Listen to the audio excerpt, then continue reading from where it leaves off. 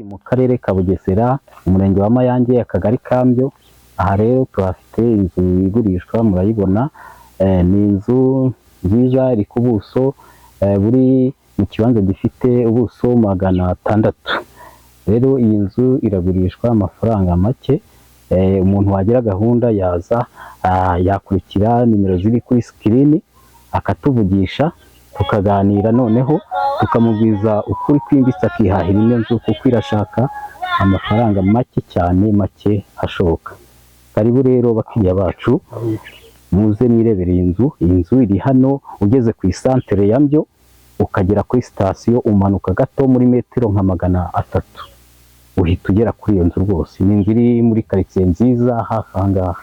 Karibu rero bakiriya bacu, muze mwihahire rwose. Ifite igikari, reka tubatembereze murebe igikari cyayo, mukirebe. Reka tubatembereze murebe ukuntu iri ahantu heza hagari, amazi, umuriro, byose birahari, murabibona. Amazi murayabona. Igikari ngiki ko kimeze, murabona ko ifite anegisi ku ruhande.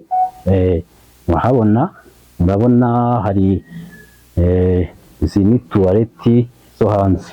Murabona ko ari ahantu hagari rwose. Umuntu rwose wagira gahunda yaza tukamuha pasi y'iyi nzu rwose, akayigura amafaranga make cyane, make cyane.